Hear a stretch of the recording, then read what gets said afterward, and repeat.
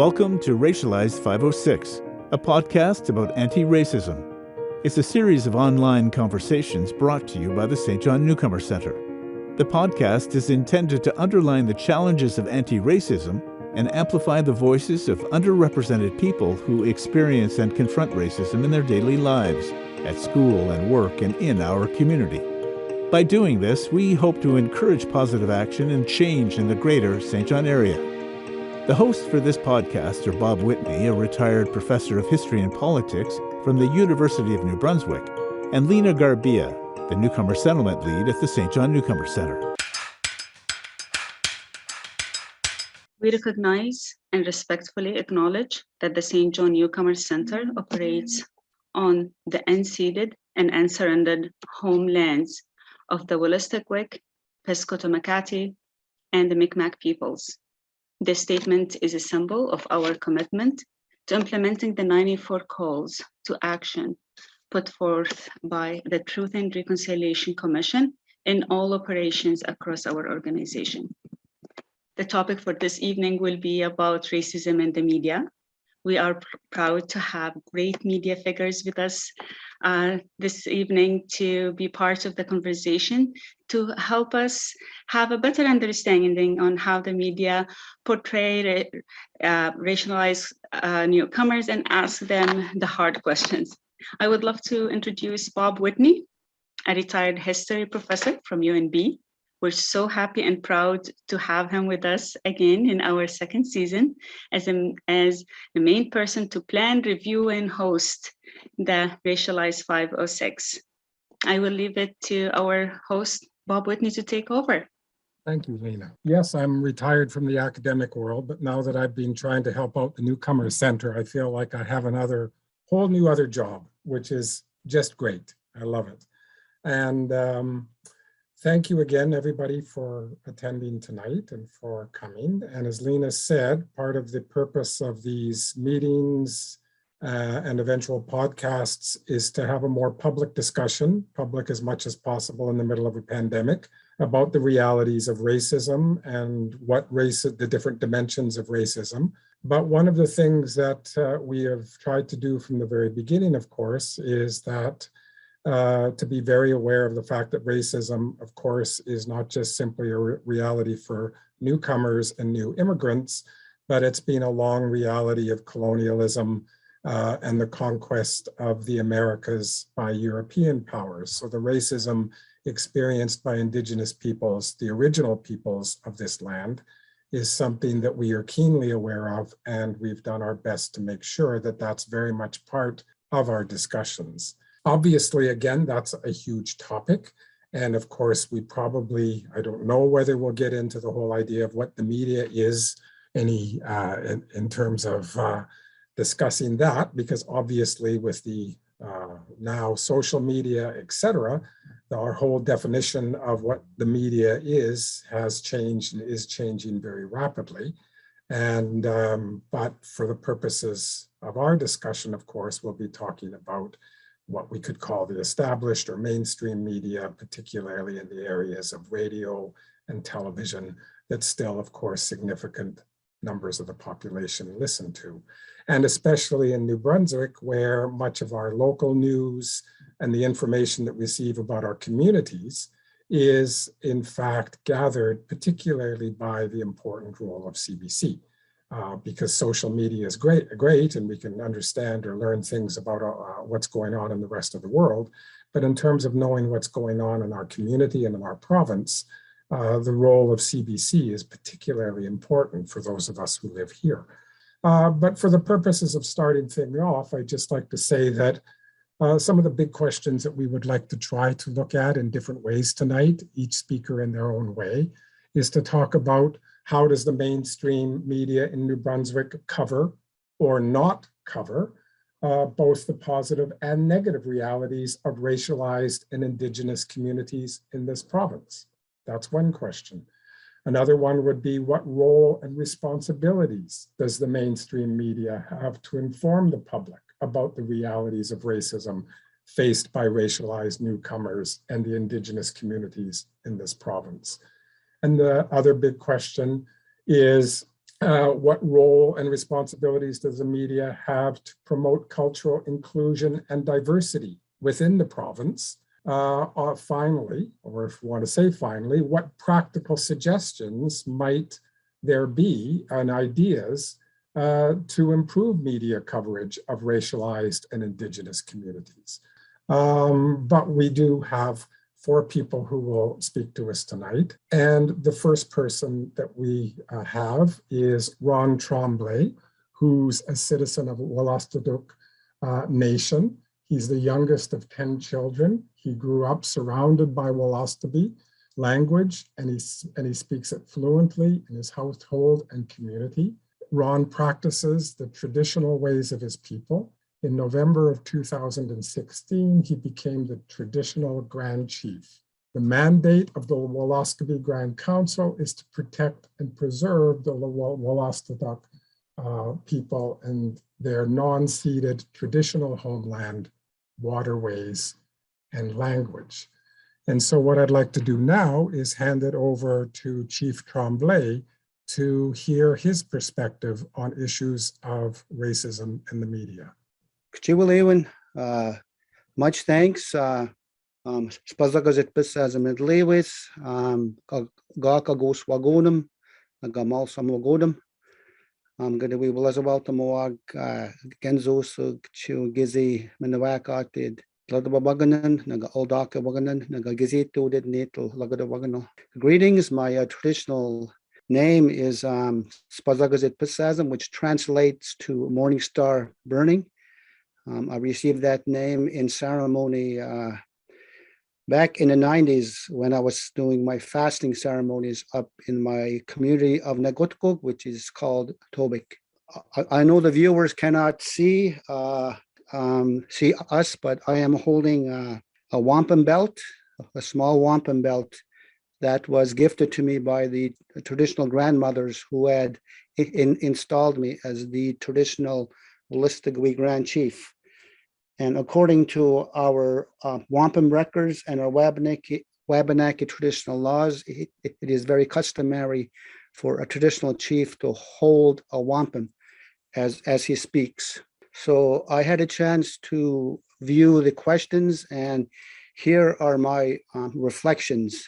Media has only skimmed the surface of the truth relating to what indigenous people have experienced and continue to, such as racism, genocide, stealing of lands and resources, residential and day schools, and the 60s school. A few years ago, I proposed to the local CBC here in Fredericton that a monthly panel of Wabanaki scholars, elders, and knowledge keepers host a roundtable to discuss the issues that affect our people as well as the settler population. True historical facts would be shared as well as modern day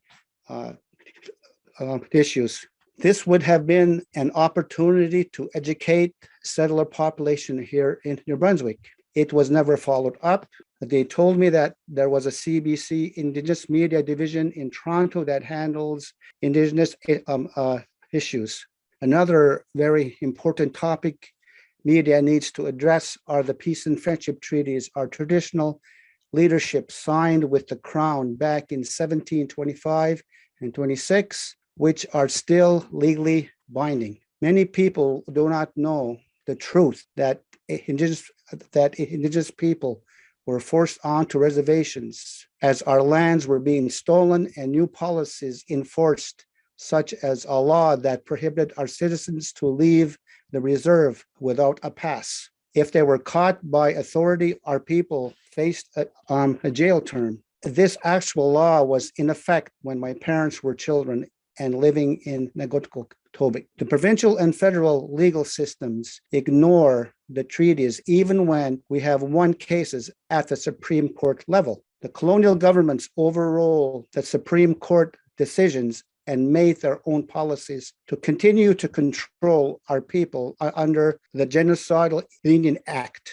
Sadly, all lawyers and judges are not fully educated in the peace and friendship treaties. So when we go to court to stop companies from destroying our unceded homeland, we continuously get overruled. Law schools here in the East Coast need to create a special law department concentrated on our treaties to educate future lawyers and judges here in our territory. Another factor is the majority of people in indigenous and the settler population don't realize that the papal bull, better known as the Doctrine of Discovery, was the mastermind behind the building of this country you call Canada. The Doctrine of Discovery was first issued by Pope Paul VI on May 4, 1493. This document played a central role in the Spanish conquest of the New World. Also, this doctrine was the backbone of colonization, forcing indigenous people to convert to Christianity or be killed. And it was an ethnic cleansing and stealing of Wabanaki lands and resources. Other hard facts are indigenous people face the highest rates of suicide, homelessness, poverty, addictions, abuse, murdered and missing women, girls, men, and boys. These hard facts need to be continuously addressed in detail by media. Furthermore, indigenous languages are endangered of being extinct because of colonization and Christianity. For example, here in New Brunswick, there are two official languages, and the irony is, at first contact, the official languages were Mi'kmaq, Passamaquoddy, and Wolastoqey. I personally attended a Catholic Indian day school in the 60s, where we were prohibited to speak our Wolastoqey language, and I recall being beaten every time I was caught speaking my language. Media needs to stress all factors and broadcast the multitude of reasons why the majority of our people still live in distress. It is not our fault of this imbalance. The total liability rests with the colonial and Christian forces who have created our unfortunate circumstance. It has been a disturbing journey for our people since first contact in 1604. And I want the listeners to remember, and I want to remind you that this has nothing to do with guilt, although it has everything to do with responsibility. As my belated traditional teacher, Harry Laporte, once told me, once you know, you cannot say you do not know. Thank you very much. Thank you very much, Chief Tremblay. That certainly gives us a lot to think about and a lot to discuss right there and then in terms of the various subjects, in terms of how the media, whether locally or provincially and nationally, needs to cover Indigenous issues. So thank you. Our next speaker is Julia Wright, and Julia is an award-winning writer, photographer, CBC radio host, born and raised in St. John. Before taking on hosting Information Morning St. John on CBC Radio 1 in 2019, she was a contributor to Vice, BuzzFeed, and the Telegraph Journal. Earlier, she founded and edited two independent St. John creative writing and art zines, Hard Times in the Maritimes and The Tempest. And in her spare time, if she has spare time, in her spare time, she loves to microfilm, run, and eat sushi. So, Julia. Thank you, Bob, and thank you to Chief Tremblay as well for sharing those hard facts. I can just speak to where I am coming from in this conversation. So as you mentioned, Bob, I'm a born and raised St. Johner. I am white. I have not firsthand experienced racism, right? But what I can talk about tonight is my perspective as a St. Johner, as someone who grew up here and who left briefly for school, but who otherwise has remained my whole life in New Brunswick. And I guess I wanted to share with you an anecdote that I think kind of sums up the experience for a lot of people who are from here. So it was like 2015. I was in Fredericton hanging out with my friend who is a 6'4" Black man. And he was telling me that he was considering leaving New Brunswick because when he was applying for jobs and when he was going about his daily life in Fredericton, he was experiencing racism. And my reaction when he told me that was to say, oh my goodness, are people racist to you here? That was shocking to me. And I realized that that was an absurd thing to assume, that he had not experienced racism. But here in New Brunswick, we've lived in this kind of delusion or this kind of impression that people on the East Coast are nice, and that racism is something that perhaps our neighbors to the south experience, or that people, that these flag waving, militant, Ku Klux Klan members participate in. And what we have neglected to realize is that we were all here in New Brunswick and here in Canada brought up within racism, and all of us to some extent in the white settler community have absorbed some of those ideas. So we cannot make an us and them distinction between those bad racists and then us nice white people. We all have to examine within ourselves where we have internalized these things and gone wrong, which is a really hard process. And it requires listening, which is scary. And sometimes when you really listen, you hear things that you wish you didn't know and they are difficult to hear. But it's that process of listening where things kind of start to happen, and then really interesting conversations occur. So I'm really glad that you guys have provided an opportunity for us to do that.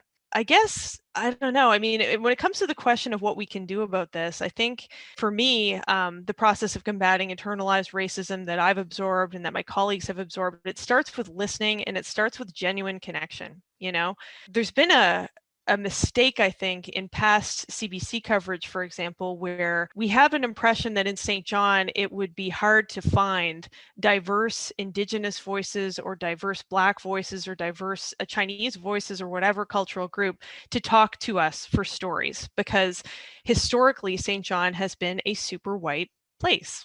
It's been like 90-something% white. And so there's been this impression that to reach out to diverse groups to speak to us and offer their perspectives is difficult and time consuming. And so there's this effect where we talk to the same people over and over again, and you will see the same representatives from diverse communities appearing in our coverage consistently, rather than us taking the time to go out there and build connections with people from all backgrounds. So it's not laziness, it's the fact that journalism is deadline oriented. And a lot of the time, the person that we end up speaking to is the first person who picks up the phone, or the first people whose name we think of, or whose name gets thrown out at our story meetings. So I'm happy to say, hopefully, Chief Tremblay, since the time that you pitched your idea of a weekly panel on Indigenous issues with the Wolastoqey experts and were not followed up on that, that we have learned a little bit about what it means to be intentional and to build contacts in an authentic way, not in a way where I just reach out to you when I want something. I don't know, like I said, it has to be genuine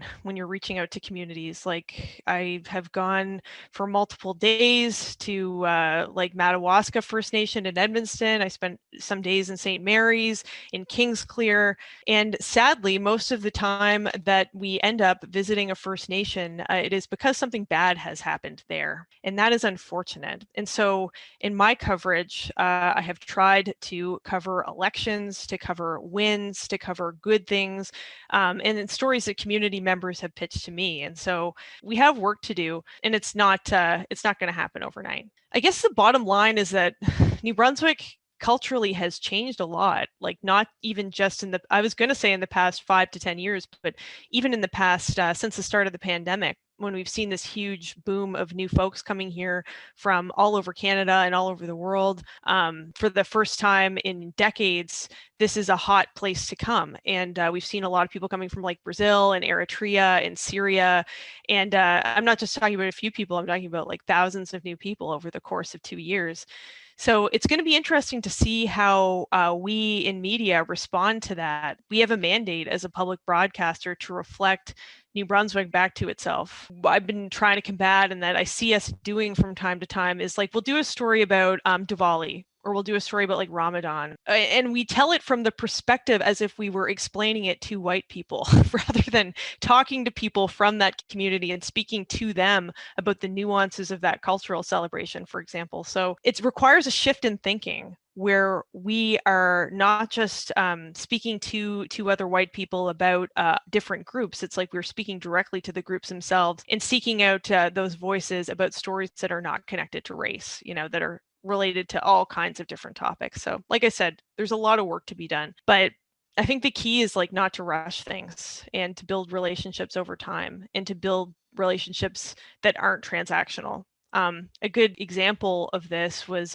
like recently a colleague of mine, Rachel Cave, did a whole, I think it was like 2 weeks in Crescent Valley, just hanging out with the Syrian community there. And there was no like story involved. There was nothing she wanted. She wasn't like filing anything, as we would call it. She wasn't like submitting a story. She was just doing outreach and just hearing people and being there and being visible in that community. And we're doing more and more things like that. Like we did one recently with like the Black community, a panel discussion about how we can improve our coverage. And we heard a lot of the same things that Chief Tremblay raised, basically that, people had tried to sort of reach out to us or do things with us, and they didn't always get the reception that they thought they would, or, and I think that it comes down to, like I said, just trying to understand and building authentic relationships with people. So until that happens, we are not going to attract, say, like writers of color, indigenous writers and reporters to come work for us because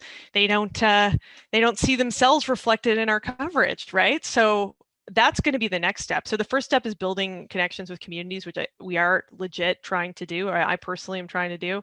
And then the second will be to hire people and engage them in our news gathering process, and they can be working for us and in positions of authority within CBC, which sadly, with the exception of some exceptional young leaders like my colleague Hadil, who's with us on this call tonight, who is certainly headed down that path, like that leadership is not quite there yet either. So it is an authentic curiosity like about who New Brunswick is becoming, and that's like all of us in this room, by kind of having conversations like this and showing up and being there for the wins and being there for the cultural events and being there for all of those things. We can build those relationships that are going to take us into like more meaningful coverage. So it's an interesting project. And if there's anyone who's on this call who feels that they have a story that they want told, or that they haven't seen represented in media, there are a lot of names here that I don't recognize. And I would love to speak with you individually if you have thoughts about this. Maybe like this format is not working for you in terms of jumping in or talking about that now. But anyway, I really appreciate the opportunity to be here and talk about some of this with you.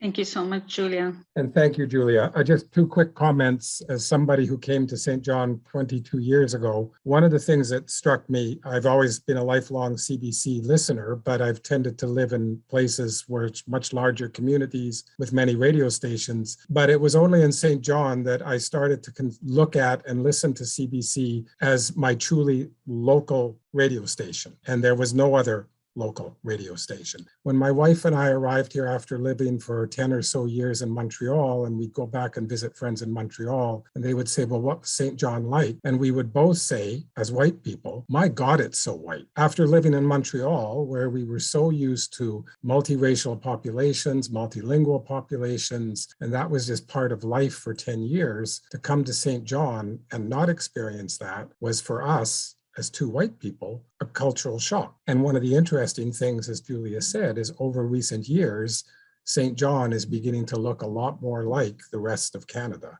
and larger cities in Canada. So I think that that's an interesting thing to think about as well in terms of CBC and its important role.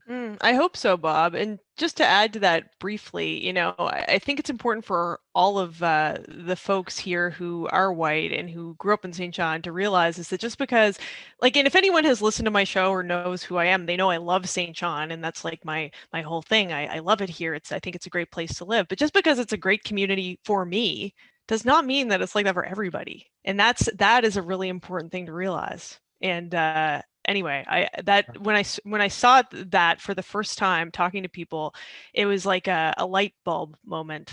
I think we all could use. I was very much afraid I was going to lose my Spanish moving here, because in Montreal, I spoke Spanish all the time. Anyways, our next speaker, Hadil Ibrahim, who was a reporter for CBC here in St. John, and she was born in Iraq and lived in Syria and the United Arab Emirates before moving to Fredericton to attend St. Thomas University. She covers daily news, city council, court and crime, and newcomer stories.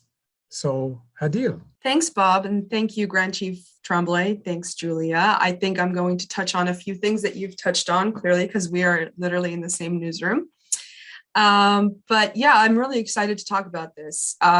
My journey with kind of navigating race and racism in the media is I guess both personal and professional. I'm from Iraq. I speak Arabic. I moved here in 2013, as a newcomer international student. So I'll tell you a story about how this idea of personal and professional, they're inseparable when it comes to my racial identity and how I cover stories. So I discovered journalism a little bit late, so second semester of my second year, but I immediately took to it. I liked the idea of using my privilege of being able to go to secondary school and having English and Arabic to help people stay informed. And I liked the democratic way that people see journalism here. My mom used to listen to the CBC to learn English. And so I kind of had this idea of the CBC. And so I was an intern at a paper in 2015. That's when the government decided to bring in lots of Syrian families here. Fredericton took the most per capita out of every other place in Canada. And I was the only Arabic speaking journalist. I was barely a journalist. I was an intern. I hadn't even graduated yet in the region. And I wrote a lot of stories. And during that summer, kind of felt the weight of the narrative of this entire population on my shoulders. So I was trying, to learn basic journalism, but also do a good job. And that's where, I trial by fire had to learn a lot of lessons that I think expose how the media kind of views people of color and what I'm trying to do and we're trying to do at at least I'm trying to do at the CBC as a journalist now to change. So I was taking people through kind of the worst times of their lives, really. And there were many pitfalls and I fell in a few. A lot of the stories I was doing ended up sounding kind of similar. So these people are glad they're here and they are safe. It was kind of this like one narrative, one story arc that lacked nuance and follow through. And it just dwelled on the suffering of people. But people are not just sufferers. Obviously, I know that. I saw things growing up in Iraq, but I'm here and I'm more than just that. So portraying them that way exclusively did nothing but deepen stereotypes and preconceived notions. So it was subpar journalism on my part, as much as I was trying hard, but it also burned me out. And no one won. So what is the responsibility of a journalist and journalism? To me, I think about this every day that I go to work. There's so much more that we can do. There is so much that needs to change because when you talk about systemic racism, it's everywhere. That's the thing. And, CPC was named in the Truth and Reconciliation calls to action. We were not just the CBC, but journalists were just as kind of lacking. So to me, the responsibility of the journalist to actively fight stereotypes and misconceptions. So not just write whenever the story comes up. This is something that we have to actively fight because if we don't, nothing will change. And we are kind of compensating for that systemic failing by writing about the person as an individual, not as a representative of their quote unquote people. So that's really important. Just to echo Julia here, so that means actually listening to people, actually writing about what they want to read. When I was an intern, I was doing a lot of writing about people rather than for them. And don't get me wrong, the stories that I did, with the Syrian families, I did have a connection with them. They did want Canadians to know that they're grateful and they're safe. But the issue was that it was just that one story. The fact is, it's not a utopia for everyone here. A lot of people saw no community, no established roots here. And, I kind of felt the same way. And the people who stayed had to start from absolute scratch, which is not easy. And, now you see, there's stores selling lebna and there's like grape leaves and like, ingredients that would remind you of home. But this progress happened after the struggle to make it here without those homey comforts. Another note on nuance, and this is one of my least favorite words because in itself, it reduces such a big thing into like 6-letter space on the page. But responsible journalism starts by letting go of the easy narrative. And this is what I try to remind myself every day. You're trying to run to deadline. You're trying to tell the story as efficiently as possible.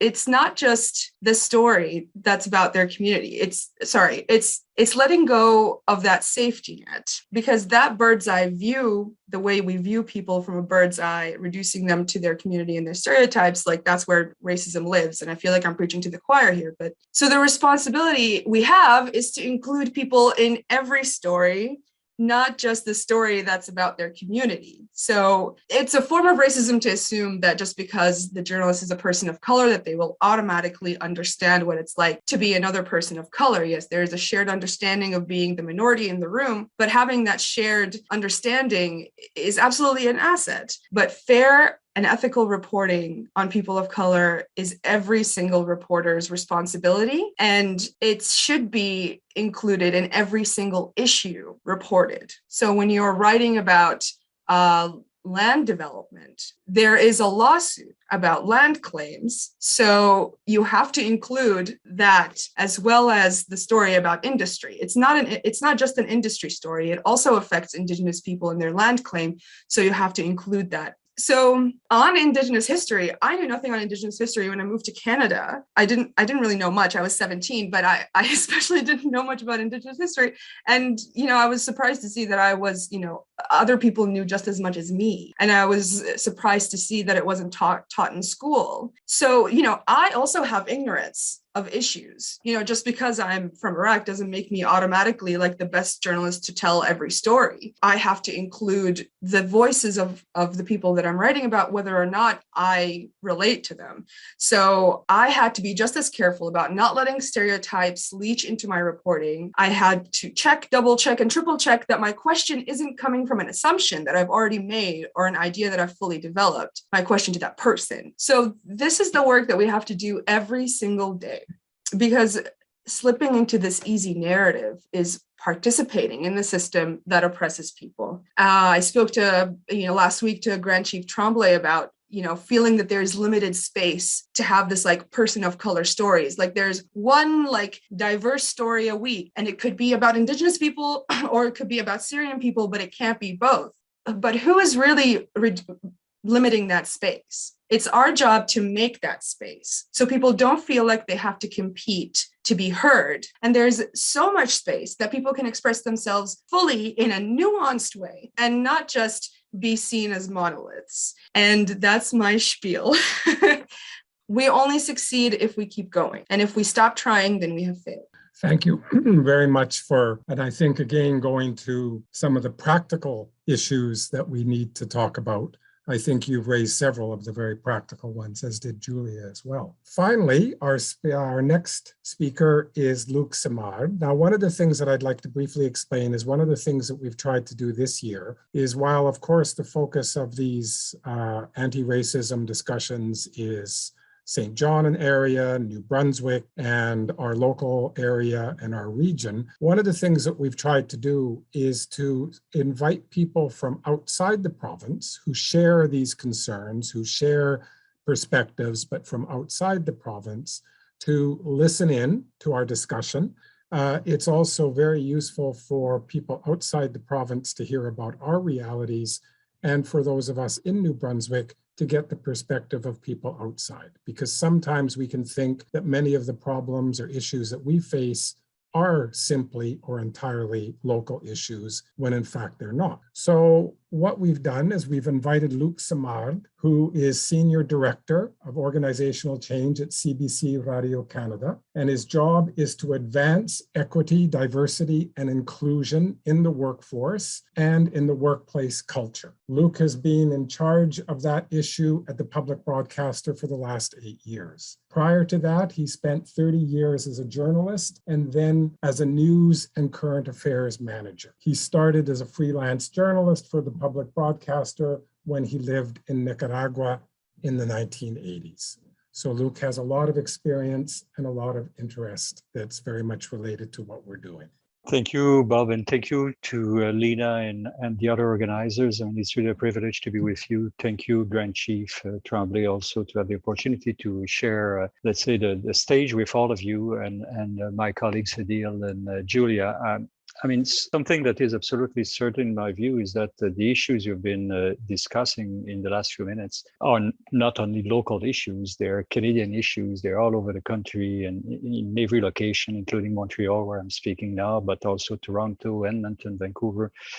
I mean, we are facing a a change in the portrait of the citizens we're serving. Of course, immigration has had an effect on the social tissue of this country over the years, but also for indigenous peoples who are not immigrants, as we are the immigrants, being a few years or 300 years. Certainly, there's much more demands from indigenous peoples to be served properly by the media.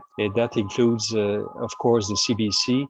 We've noticed in recent years a lot of increased requests and expectations from indigenous peoples all around the country. And Grand Chief Tremblay, you were mentioning earlier on when you were telling us the story of a discussion you proposed to Fredericton CBC, and that was rejected at the time, and they answered that there was a CBC indigenous department in the CBC, and that was enough. I don't think people would think like that nowadays. I mean, we know we have a CBC indigenous section. It's very good. Actually, there's the equivalent on Radio-Canada, which is called Espace Autochtone.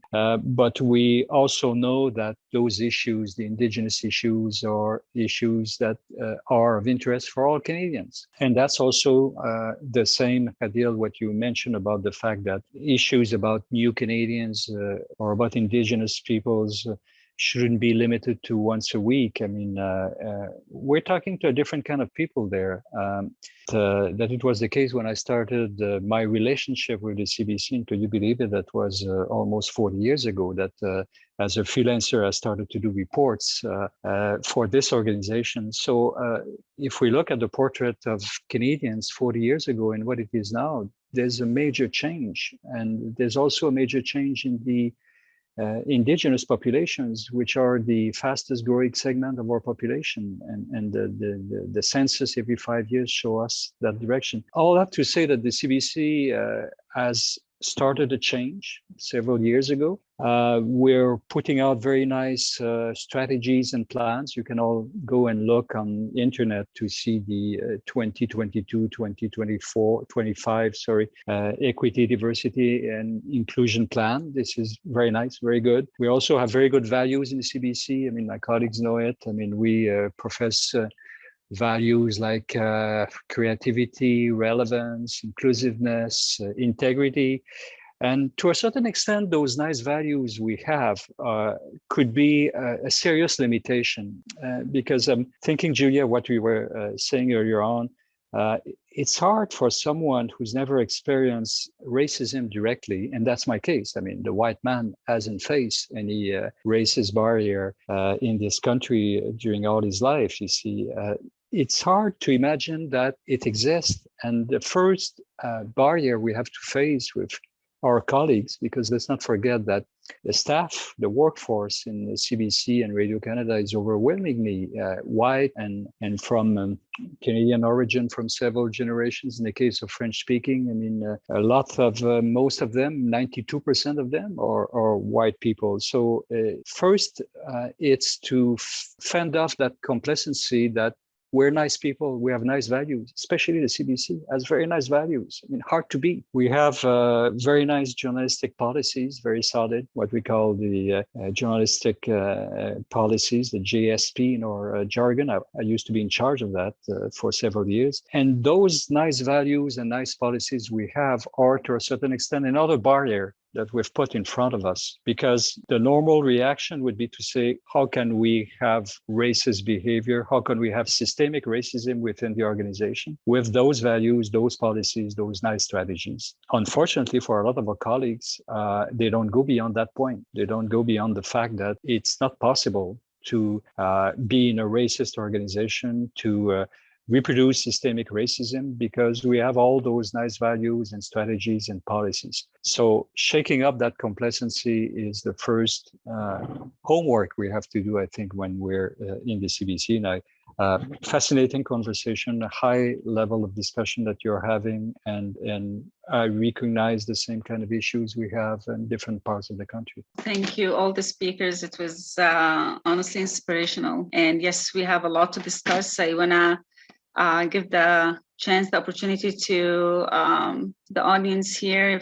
Well, I have a question for all our speakers. And first, I'd like to say thank you so much for providing this insightful knowledge around how you work internally at the CBC, as well as getting a little bit of a background on the knowledge that we learn every day on truth and reconciliation and our indigenous community. So first, on behalf of St. John Newcomer Center and myself, I'd like to say thank you so much for accepting this and participating in this nice conversation. My question is open to to any of the speakers. As we see New Brunswick's face changing, and we need it. It's not like New Brunswick is going to remain constant. Our community is evolving and is continuing to evolve. So how do we include newcomer voices or indigenous voices in every story? And like Hadil mentioned around the story around land development, that we should talk about indigenous issues in there. But what about newcomer issues? Because newcomers are also impacted. It can be in every aspect of life. And I think that's one of the areas that we feel sometimes we really are not addressing that. That's a great question, Mohammed. If I could just jump in and try to answer it. I mean, one of the barriers is the time that it takes for folks to learn English or French when they come here, and the absence of translators who can help with stories. A lot of the time we miss out on perspectives from the newest folks here because we cannot yet communicate with them. And so for one, hiring more journalists who can speak languages other than English and French would be helpful, but also better reliance on translation, making those resources available. That's one thing that I think could really help, because it took a good year for me to speak one-on-one, not through a translator, with the first Syrian newcomers, and trying to line up a translator through the Y. As excellent as they were to try and make that happen for us, they have way more important things to do than an interview, right? With us, they're doing medical appointments, they're doing dentist appointments. So I think the translation issue is actually huge, and it could give us so much depth to our coverage that is currently lacking. So that's just one thought on that.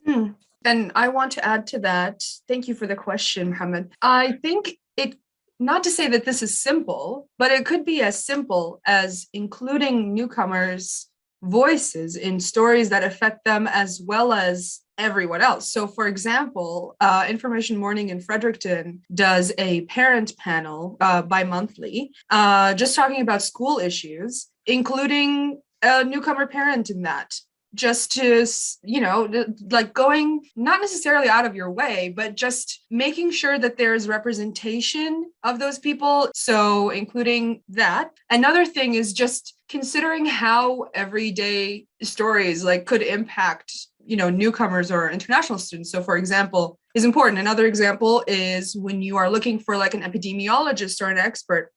Sometimes we tend to fall on one who's is available and is reliable. But when you do that every time you do a story where you need an epidemiologist, you might be not including perspectives from other ones who are from a different background, from a different university. So just trying to diversify those voices as well. Thank you. Thank you so much. Thank you all for your interesting point. I have two questions. First of all, the classic balancing both sides of a question in journalism is sometimes, of course, dangerous, because if you have a climate denier who has equal say during a discussion about climate change, and you have one on each side trying to discuss the question, then you have you understand my analogy. Are we moving away from that? Now, I know we have Radio Canada and CBC here, but I in a broader sense, are other media also moving away from these balancing both sides? I know, having worked with the newcomers community in the last 5 years, that some of the fear that exists in newcomer communities and possibly in indigenous communities sometimes is the backlash if you speak out, or the fear of backlash. So I'd like to hear what you have to say on that issue also. You did a classic journalism mistake, and you asked two questions. So I'm gonna ignore you first and answer. I'm not your a journalist. second. I'm a history teacher. Yeah. So no, it's okay. I do it. all the time. Like, it's such a pet peeve of mine when I listen back to my interviews and I'm like, why did I do that? But I will answer your second question because I actually thought about addressing it in my original kind of spiel, but that is part of your responsibility to the people that you interview. And I think Julia and I speak about this all the time. She actually lent me a book about this that I haven't read yet, but something that I had to learn while learning journalism is how to prepare and inform people about what happens once a story is published. People can be horrible. I think we all know that. Like, the Facebook racist trash people, like, they're everywhere, and it doesn't even have to be on social media. Once someone is highlighted in a story that can make them a lightning rod for racism, you have to be completely transparent and honest about. And this is something that CBC, this is part of our kind of guidance. You have to be completely transparent and honest about with the person that you're interviewing. They can't give consent unless it's informed consent, right? So you have to inform them of all that stuff. So that's essential, especially people of color. They will be a lightning rod for racists, and you just have to prepare them and make sure that they're comfortable with that. Some people are, some people might change their minds and not do the story. It's worth it if that means that they're protected from that. Also, I have asked people if they would come on the show and talk about the racism that they experienced, and had the response, no. Like, why should I have to educate people on how to not be racist? Like, why is that my responsibility to put myself out there and share my experience and be transparent about that and be targeted for harassment when that's their fault that they're racist, right? So that is a valid objection to coming and putting your name and your face and your picture out there. It's insanely stressful. And we ask a lot of people, to come forward and talk to us, which is why that whole trust thing is so important, in showing people that you have their back and that it's worth it somehow, that something will change. That is hard. And I think that's a really valid point. I respect that when people tell me that and say no. Exactly. Yeah, we're not entitled to people's names or their words. Like, we're not entitled to that. They're doing us and the public a favor by speaking to us, but they have the choice, right? But that doesn't mean we stop asking. That's the thing. We ask until you say no. I'll ask. If you say no, I'll leave. Kind of. I may be wrong on this, but in Canada, isn't libel laws such that news organizations are responsible for what comes out, while in the US, it's the individual who speaks out that is responsible for whatever they say? Well, the main difference between Canada and the US, first let's talk about Canada. There are two systems of laws, the civil law in Quebec, and so the libel question is considered differently according to civil law in Quebec. It's actually more restrictive than common law in the rest of the country, fortunately for journalists. Then in the US, there's the constitutional protection that is higher for media and journalists. So I wouldn't say the difference is between the journalist himself or herself and the media organization. It's just that there is an extra constitutional protection for the media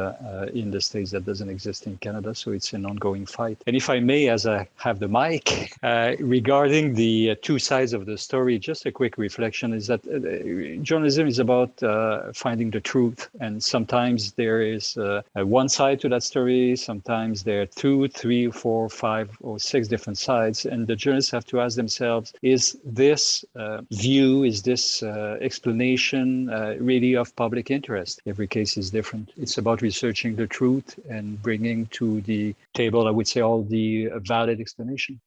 Oh, that's great. Absolutely. Thanks, Luke. Thanks, Adil. Hello, Brenda. Hello, everyone. I am Brenda from Prudeng. I think as a conclusion, the panel or roundtable mentioned by Grand Chief Tremblay is a current need, and we could generate it in the region. That's definitely something that we can bring back. Yeah, I agree. Commit to that. Hidil and I will bring that back. 100%. Perfect. And I think it's crucial that, the people from our nations who select the people who would come to those roundtables, because we know the scholars, we know the people who carry the knowledge and the wisdom of our, of our issues and so on. I think that would be crucial if we select the people who would sit on those panels. Yeah. Thank you. And there is a question from Kathy. Why don't we read or hear more stories about unpacking white privilege? It kind of strikes me that, there's a lot of work we white people have to do to dismantle systemic racism. And so I would appreciate, more kind of examples, or, how do workplaces engage in EDI kind of work that makes the workplace more equitable, because I think there is just so much onus on the majority to deal with this problem, because we benefit from it directly. Even trying to get people to become more comfortable with feeling uncomfortable about the fact that we have white privilege. Yeah, I think that's a good point. And one way to do that would be to look at workplaces or organizations that have successfully done it. I agree, something that we don't do too much. So when I'm writing about white privilege, or I'm trying to center the voice of the people who are oppressed, it's kind of difficult to do stories like how-tos and things like that without seeming like you're writing a story about racism but for white people. So that is just something that I think it would be a barrier to kind of doing a story like that. Also, the idea of like dismantling white privilege, this is a big challenge in news and in daily journalism. It's difficult to think about things in abstract like that. It's difficult to produce a news story about abstract issues, which is why systemic racism took so much to get to the point where it's like part of people's vocabulary and where you could actually like include it in daily news. So not to say that white privilege isn't, that people know what that means, although, I really haven't considered it. I think at this point, it's much more important to kind of center the people of color in the stories. Part of the issue is also, so there's a lot of denial about white privilege. What do you mean I have privilege? Just look at the truckers in Ottawa right now. There's a lot of denial about the idea that whites have privilege. There's the idea that whites are losing somehow. So yeah, just a thought. Yeah, no, I think that's a good thought. And we try really hard to have that coverage be balanced. And, how do you portray, include the perspective of someone who doesn't think white privilege exists, or they don't have white privilege, while still, making sure that it's a balanced story. I think that this is why I think it's more important to go on the opposite end of the spectrum and do that stuff. And then, and I do think the CBC has done a few stories about like how to avoid or how to check your white privilege. There are, I think we have done. Whether or not that's enough is completely, a valid question. Please go ahead, Steve.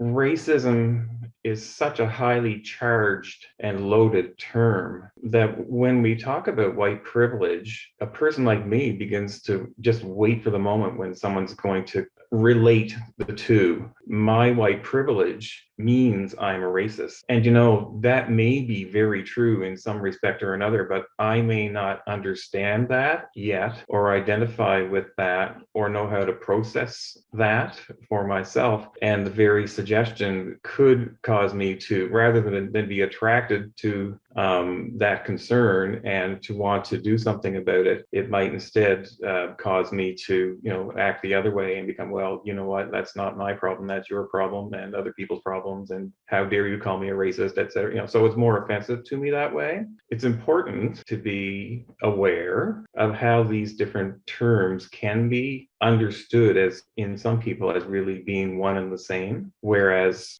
people who work with these causes and concerns might have very clear understandings about the difference between one and another. I guess it's fair to say that most media need to maintain a certain audience count and or advertising revenue, and it makes me wonder, at what point does integrating what others might think of as minority interest, at what point might that lose engagement of the critical majority? Okay, And that is really interesting. Yeah. And I guess just to sort of finalize that question, does it prevent media organizations from actually doing more, than they would? Well, I will answer your question right now. Does it turn people off our coverage when we do stories about Indigenous issues or about minority issues? The answer is yes. We have a zillion racists up in our comments complaining about that every single day and saying, why are you paying so much attention to this small group when the majority of Canadians, we have people who complain about that all the time.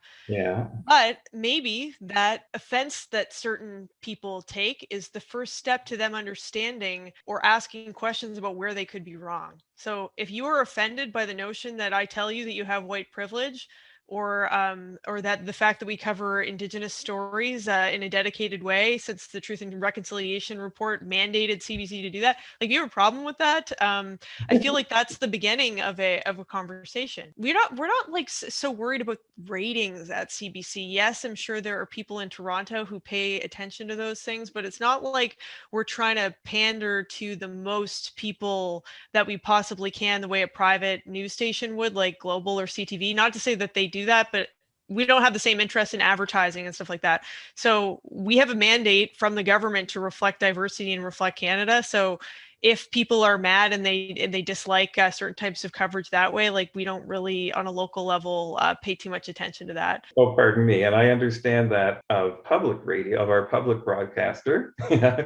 I kind of have that expectation of a public broadcaster, more so than I do of commercial broadcasting organizations. That's great. And there is a question actually on the chat from Hattis.